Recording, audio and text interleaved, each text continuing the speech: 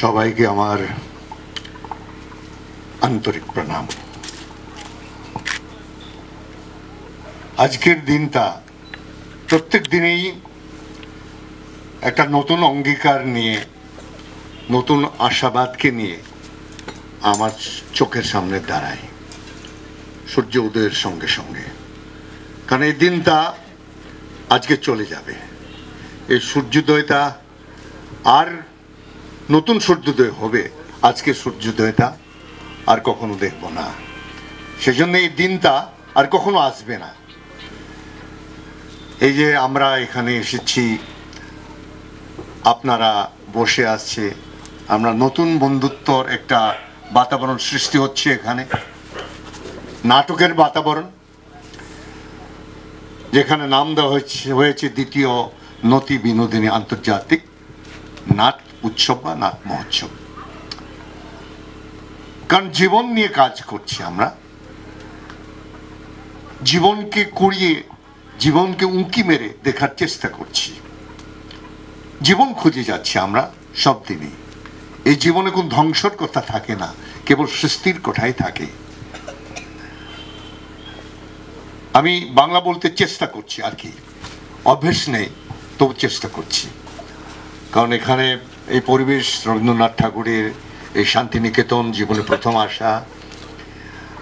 আজকে ঘুরলাম ওই পুরনো বাড়ি, রবীন্দ্রনাথ ঠাকুরের বাড়ি, এখানের ক্যাম্পাসটা ঘুরে মনে অনেক পুরনো সেই দিনগুলো কেমন ছিল, কবিগুরু কি করে, ওদের পরিয়াল কি করে এমন একটা সম্পদ আমাকে দিয়ে যাচ্ছে, ভারতবর্ষকে দিয়ে যাচ্ছে, বিশেষ করে বেঙ্গলকে দিয়ে যাচ্ছে। এখানে অনেক লোক আসছে প্রতিদিন, ওর বুকে অনেক কিছু নিয়ে যাচ্ছে এখান থেকে। ওইটা অনুভব, ওর জীবনের অনুভব, স্মৃতির অনুভব, ও তাকে নিয়ে যাচ্ছে। আর আরেকটা বড় কথা, এই যে আপনাদের আমার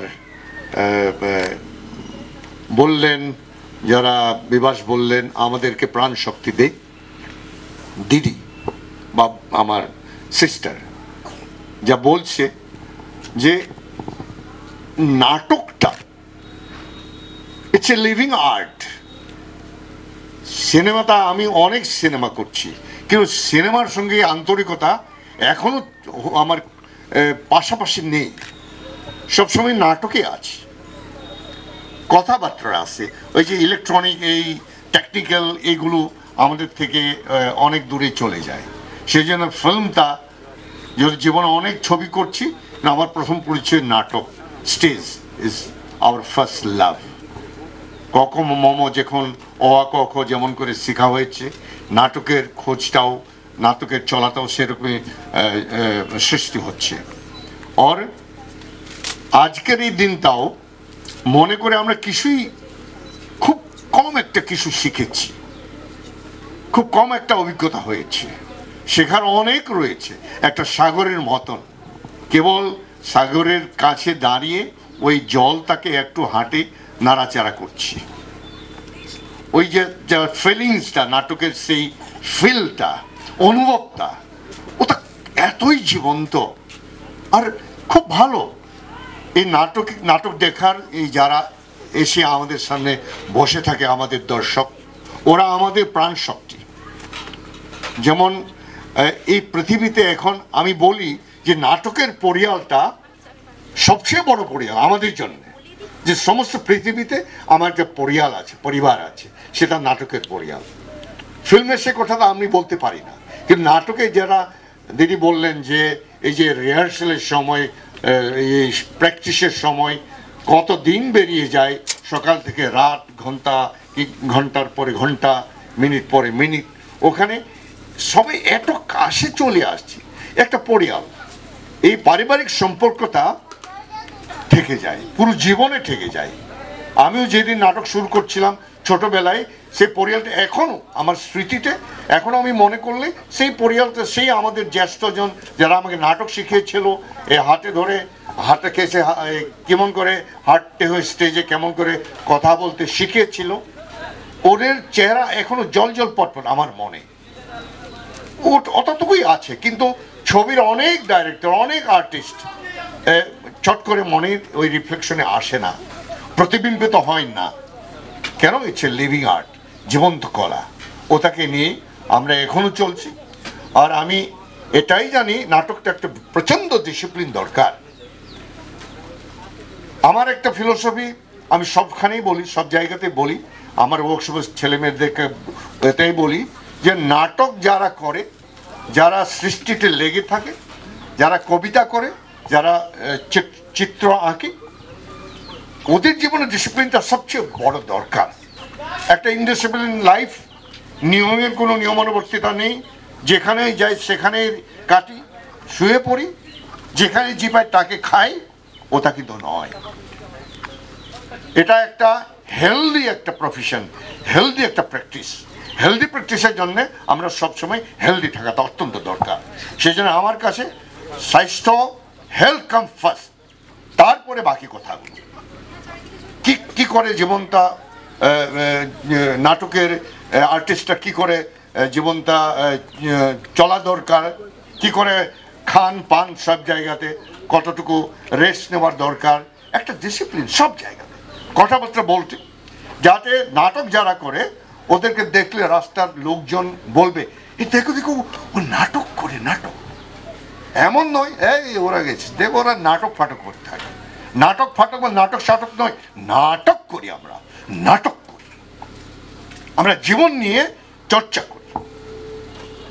ওটাকে রেসপেক্ট, নিজেকে রেসপেক্ট দেওয়া, দর্শকদেরকে রেসপেক্ট দেওয়া, আপনার ফেলো আর্টিস্টকে রেসপেক্ট দেওয়া, আর সমাজের প্রত্যেকজনকে রেসপেক্ট দেওয়াটা আমাদের প্রথম দায়িত্ব। আত্মসম্মানের একটা জীবন গড়াটা প্রত্যেক নাট্যকর্মীর জন্য সবচেয়ে বড় দায়িত্ব।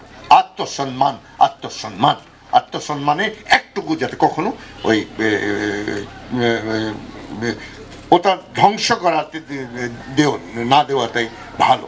আত্মসম্মান নিয়ে আমরা যেতটুকু কাজ করি এই পথারে, এই কৃষ্টিতে, এই সৃষ্টিতে আমরা আত্মসম্মান নিয়ে কাজ করব। আর প্রত্যেক সময় প্রত্যেকের থেকে আমরা শিখব। ওটাই এখন মনে পড়ছে, আমি জীবনটা সেভাবেই নিয়েছি ছোটবেলা থেকে, যে কেউ যাতে আমাকে এই করে বলতে পারবে না, এই এ কি বলছে, এ কি বলছে, এ কি করছে, ফালতু। কেউ যাতে স্পর্ধা করে না ও আঙুল দিয়ে ওটা বলতে, সেই জন্য একটা সম্মান, আমরা যেখানেই যাব একটা সম্মান নিয়ে যাব, একটা সম্মান, চারপাশে একটা সম্মানকে ঘিরে একটা কাঠামো তৈরি করে আমরা যা করে ওই রকম সম্মান নিয়ে করব। তারপরে নিজের প্রতিভা তো রয়েছে, প্রতিভা থাকতেই হবে। এগুলো হয়তো কারো জন্ম থেকে সে প্রতিভা নেই, তারপরে ওটা প্র্যাকটিস করতে করতে, সাধনা করতে করতে সে প্রতিভা শক্ত করে নেওয়া হয়।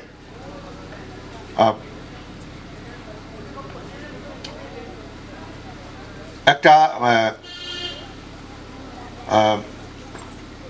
কথা কবিতা, যারা ভূপেন হাজরিকা, আমাদের আপনাদের সবার ভূপেন হাজরিকা সবাই জানেন, অত বড় আর্টিস্ট।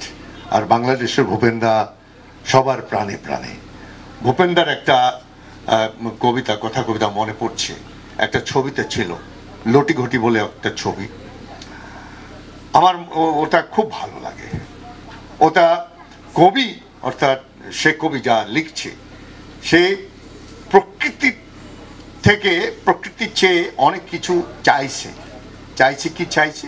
আকাশের থেকে একটা শক্তি চেয়েছে, বাতাসের থেকে চেয়েছে স্টোম, বিজলি, বজ্র, নিনাদ, যাতে বলে লাইটনিং। ওর শক্তি নিয়ে কি করবে সে? ওই শক্তি খুঁজে কিঞ্চিত সে আহরণ করছে, আর ওটাকে দিয়ে সে কি করবে? মুমূর্ষ মানবের জন্য জীবনের বিদ্যুৎ কিঞ্চিতু দেওয়ার জন্য চেষ্টা করছে। প্রকৃতির থেকে যেটা খুঁজেছে এমন ছিল, প্রচন্ড ধুমুহাই প্রশ্ন করিলে মুখ, তোমার কাম্য কি কোয়া, মনর দুয়ার মেলি নির্ভীক ভাবে কলু, তোমার শক্তিখিনি দিয়া। বজ্রর গর্জনে বক্ষ উজারি কোলে, তোমার প্রাপ্য কি কোয়া, মই কলু বজ্রক, তোমার শক্তি খালি উদাত্ত কণ্ঠতে দিয়া। এদিন আকাশে কোলে জন এক গীতিকারে, অকনি আকাশ দেখো মাগে আজি কিয় তুমি বাৰু কম্পিত কণ্ঠেৰে বাগিচা সৰ্বাকাশ সত্তা মই কলো আকাশ তুমিয়েতো কৈছিলা ৰাতিপুৱা যিমানে বিলাই দিবা সিমানে মহান হবা তাৰ নাম সঁচা উদাৰতা হে আকাশ তুমি দিব যদি খুঁজি চাই সংকীর্ণতা এরি দিয়া অবদান রূপে তোমার পুণ্য বিশালতা দিয়া যদি আজি দিয়া মহাকাশে দিলে মোক বিশাল দৃষ্টি আর ধুমুহাই প্রচন্ড শক্তি বজ্রই দিলে মোক উদাত্ত কণ্ঠ আর দিলে সাহসৰ যুক্তি ধুমুহাৰ শক্তিৰে বজ্ৰৰ কণ্ঠেৰে গীত গাই কপম দিগন্ত দানৱৰ সমাজতো গাম মানৱৰে গীত কলিজাৰ সঁচাসুৰ সিক্ত মুমূৰ্ষু মানৱক জীৱনৰ বিদ্যুৎ কিঞ্চিতো যদি দিব পাৰো আকাশ ধুমুহাৰো বজ্ৰক তাৰ বাবে শতবাৰ প্ৰণিপাত কৰো শতবাৰ প্ৰণিপাত কৰো আর এখানে এসেছি যখন রবীন্দ্রনাথ ঠাকুরের একটা অনেক বোধহয় 76-এ